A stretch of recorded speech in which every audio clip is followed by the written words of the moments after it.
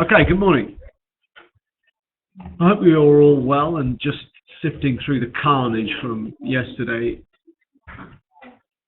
What a start to the year with the equity space globally, of course, getting hammered.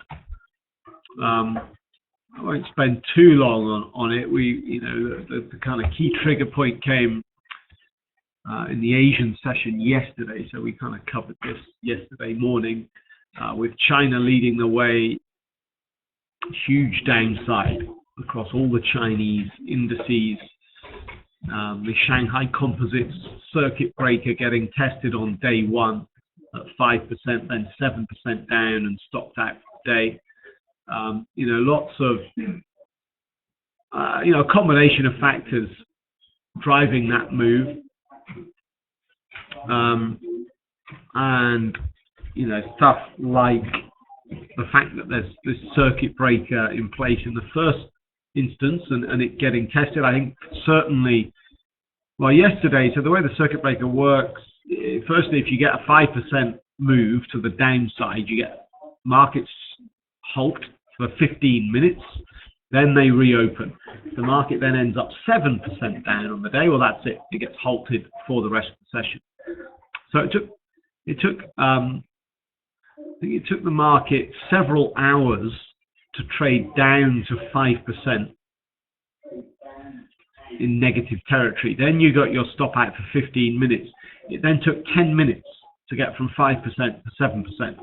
I think the fact that the circuit breaker was structured in this way meant that as soon as we hit 5%, it was an absolute guarantee you were going to see 7% hit.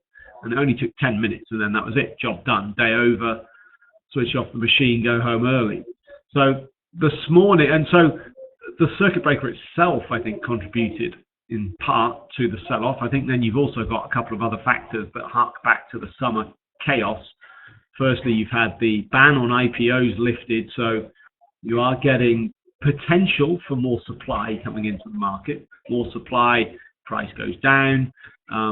Also, on Thursday, I got it wrong. It's actually Thursday this week that the ban on selling equities, so certain market participants were banned from selling equities in the summer. That ban gets lifted on Thursday. So maybe just a bit of positioning from those who can sell, worried that on Thursday you're going to get a sell-off as these guys come back to market. Maybe that helped to contribute to it. Also, some bad manufacturing data indicating a fifth month in a row below 50 on the manufacturing PMI. All these things wrapped up into one led to this big sell-off in China, and it just spilled over to the rest of the world. And we got a massive move. Now, technically, in the briefing yesterday morning, I was talking about 1983, and I was saying that, with this downward trend we've had in place for the last, really going back to May's high, I've got a downward trend. For this to be continuing, we need a move below 1983. And I said, actually, it might, as long as we get that in January, I think I said. And I said, maybe it will happen this week. Well, it happened yesterday on day one, except that really in the end, it was a first key test of that level. So technically, we moved down, we broke through the mid-November low on the continuation chart at 1998, broke the 2000 handle, and then extended down to test the December low. So officially, we did make a new 3-month low yesterday, but it was really just a test of that. Now, not only China, but also the US delivered bad data yesterday. And actually, yesterday's data, of course, manufacturing day, first day of the month, highlighted, again, the continuation we have in this divergence, the kind of opposite divergence now between Eurozone and US economic performance. I say an opposite, a reversal of the divergence because, well, maybe we should call it a convergence. But what we saw in like 2010, 2011, 2012 was a divergence where the US economy began to outperform and actually I've got a really good chart for this. The US economy began to outperform and the European economy went in exactly the opposite direction. I say I've got a good chart for this. Check this chart out. This is looking at GDP rebased at 2008 pre-crisis. Start of 2008, all GDP levels rebased to 0 or to 100. And then what's happened over the last 7 years. And the US economy's grown 10% compared to where it was in 2008. And the UK finally has got up there. We're almost 7% larger, or 6.5%, let's say, beating Germany now. And France even have managed to grow. Japan's flat, same as it was 7 years ago. But check out peripheral Europe. I know you've got core Europe up here in positive territory, but Spain has had a really good sort of 12, 18 months, and so it's beginning to lift back to 0. But look at Italy. Italy is still remarkably 9% smaller than it was 7 years ago. So this is the divergence I'm talking about. But now maybe we're getting a bit of convergence again, because if you look at the PMIs yesterday, and this was a feature of Q4, let's check the US PMI first. Real disappointment again, second disappointment in a row, second print below 50 on the ISM manufacturing number. Now, this is the first time this has happened since 2009. Two numbers consecutively below 50. Yesterday's number was the lowest since 2009. This is pretty concerning, to say the very least. So you've got a downward trending manufacturing situation in the US, but if I showed you the Eurozone manufacturing number, it's trending in exactly the opposite direction. And here you've got the best readings for several years. So literally the opposite happening, and a convergence perhaps. And this is why people are quite, in the main, analysts are relatively optimistic about Europe in 2016 and relatively pessimistic about the US. And this is one of the key reasons why. Okay, with this number out of the US yesterday, the employment component was really weak. This has raised concerns about the payrolls figure that's coming on Friday. That the Fed have hiked, and as it stands, want to hike again, and yet we're continuing to see weakness in this key measurement. As a result of this measure, the Atlanta Fed revised down their Q4 GDP forecast to 0.7%. You only got to go back 4 weeks, and the Atlanta Fed GDP forecast for Q4 was 2%. It's now down to plus 0.7. So worrying signs on the kind of macro front for US data when you're looking at manufacturing. However, if you look at non-manufacturing, this has been the weird thing. The non-manufacturing number stays strong, although we did have a disappointing reading. Now that I remind myself, looking at this chart, we did have a dip on this in November. Now, but this is up in the mid-50s, well, above 55. We've been above 55 for well over 12 months. We hit 60 in the summer. These are really strong numbers. 59 in October, really strong. So whilst the manufacturing situation has deteriorated, it's been offset by a strong services sector.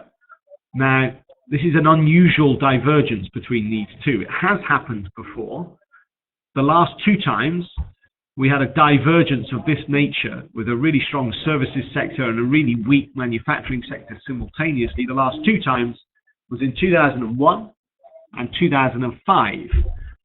Both times, the services sector number that was outperforming reversed and trended down towards the manufacturing number. The manufacturing number seemed to be the lead. So if that pattern is to continue, we should see the services sector data deteriorate down towards 50 and follow the manufacturing number lower. Now, this couldn't be more important now. This data will come on Thursday. We need the services sector to continue to offset a weak manufacturing sector. If you get a number below 55 on the services PMI on ISM non-manufacturing on Thursday, that's a real worry, okay? And you've got to start thinking about the Fed. Can the Fed hike twice? If you're going to get a real genuine deterioration in the macro picture, what happens if payrolls comes in really weak on Friday? We're going to have to start talking about the Fed and whether or not they've gone too early. So the ISM non-manufacturing number really key. This is on Thursday though. So before that, let's just look at some of this data, some of these markets. Of course, we've had rebounds on equity. The S&P bounced into the close. It finished down 1.5%, but it was down 2.5% at one point. Solid bounce into the close. However, looking at Europe, not so much. I mean, we did bounce, but ultimately, the DAX finished down. Let me just remind myself, well over 4% yesterday. Real damage done. And this morning, if we just zoom in on some 1-hour charts, this morning we've tried to stabilize, but the S&P's just made a new low for the session. And the European space, yes, we did bounce into the close, but that's been given back. That bounce has been given back.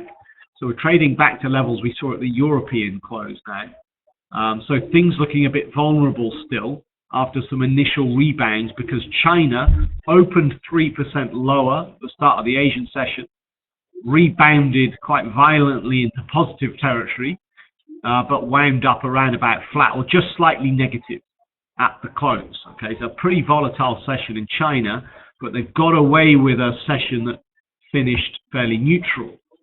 But yeah, you're getting the S&P make new lows for the session here. Perhaps this is being led by oil. Let's look at oil, because a remarkable session for crude yesterday. Having had some upside in the morning, perhaps due to sort of supply risk fears as a result of Saudi-Iran tensions, but check out the reversal yesterday afternoon. Brutal. We hit the high of the day that was set at the open, up above $38, and then had a $2 reversal. $2 at these kind of prices is over 5%. That's more than a 5% reversal just in a couple of hours. Then we flirted with the 30th of December low and the 31st of December lows. That brought to an end the downside, and we've stabilized. Now this morning we've gone lower again, which is perhaps tipping the balance and shaping the equity markets lower as well. We did get dollar strength yesterday, which perhaps contributed to this strong reversal that we got in crude oil. Let me just show you. It's a bit weird. Well, actually, let me just keep on the daily chart first for the euro dollar, because we broke below the mid-December low. We actually, in the end, if I just add another line in here, since Draghi Thursday on the 3rd of December, where the ECB spectacularly under-delivered compared to market expectations, and we got the euro through the roof. Ever since then, the lowest we've traded is the 108 handle, and that was on the 7th of December. And that's what we tested yesterday. We did get a technical break between 108.30 and 108. So the mid-December low got broken, and we quickly went down to test the 7th of December low. Okay, and that held firm. So we did get some dollar strength yesterday, through the early part of the afternoon, and even some dollar strength after the weak manufacturing data. Some of that might have been technical though, with this break I've just mentioned. But this morning again, we got, if anything, a bit of dollar strength. So maybe this was helping to push commodities lower. I'm just looking at it's a bit odd because I'm looking at the yen. It's really difficult with these currencies right now. I'm looking at the dollar yen here, and you're actually getting dollar weakness against the yen. So you're getting yen strength, which happened throughout yesterday morning as we got that risk off. Then we got the rebound. So the yen is a really good, I think, lead indicator towards general sentiment. If you've got a strong yen, you've got weak sentiment. If you've got a weak yen, you've got the opposite, strong sentiment. So at the moment, you're getting a bit of yen strength coming through, which is tipping equities lower, and it's helping, and you've got oil drifting lower, and that's also helping with that equity downside. So it looks like the yen looks to be the best currency for a sentiment barometer. For the euro dollar, it's a bit confused. The euro seemed to be good safe haven currency yesterday morning, but then of course that completely reversed in the afternoon. So a bit of confusion here on the euro dollar. Quite a difficult one to predict, I would suggest.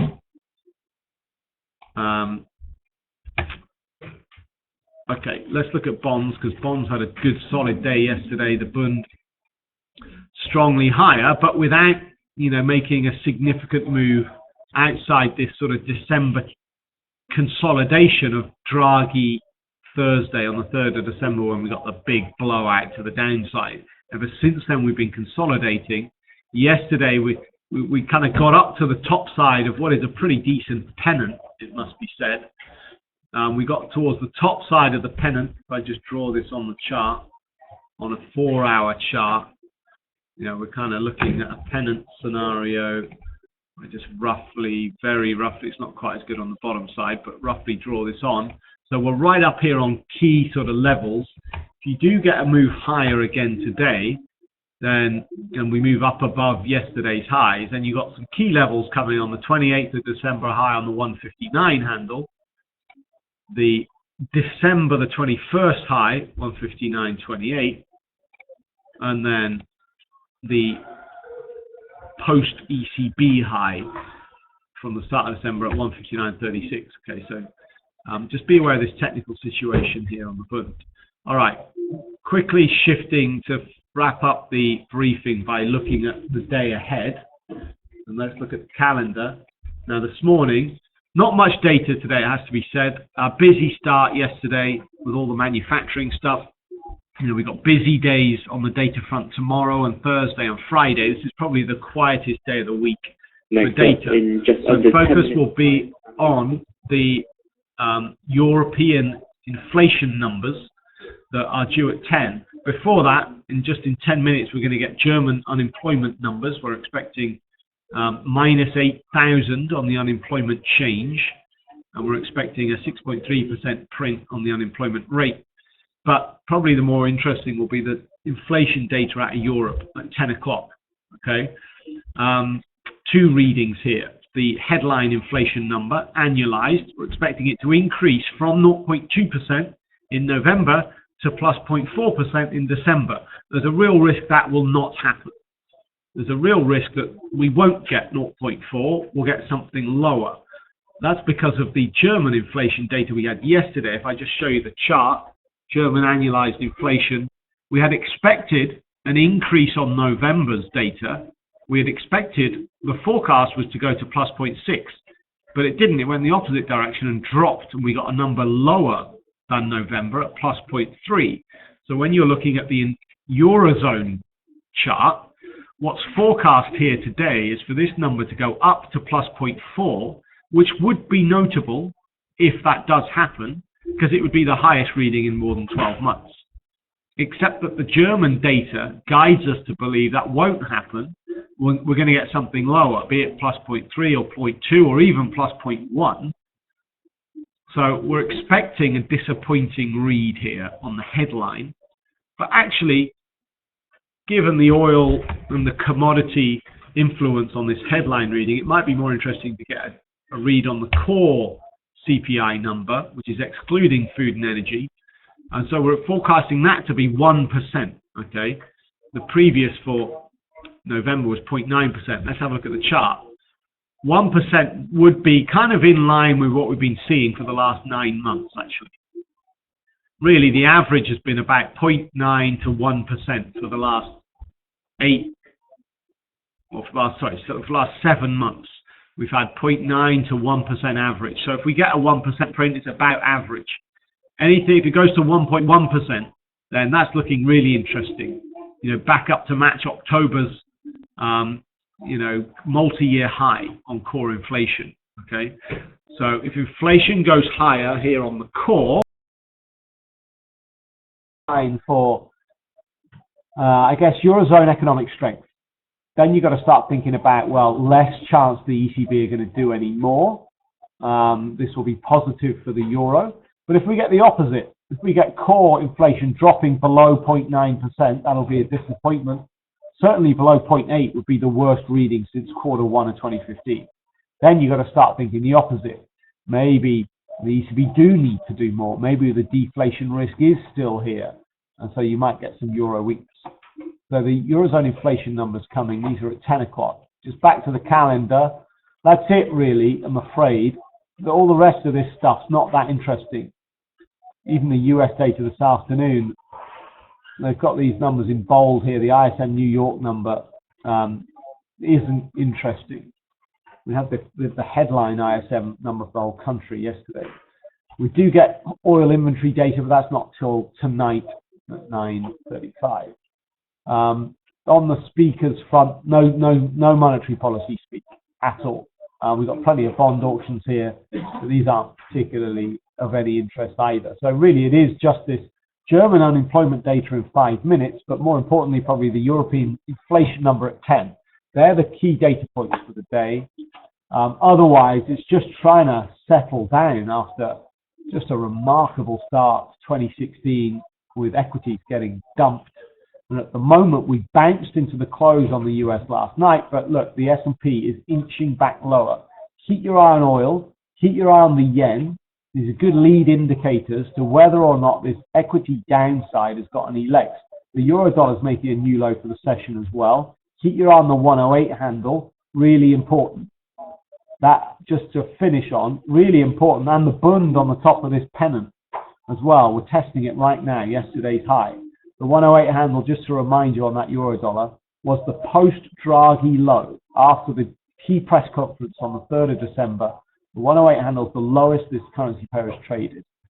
All right, that's it. Data in 3.5 minutes from Germany.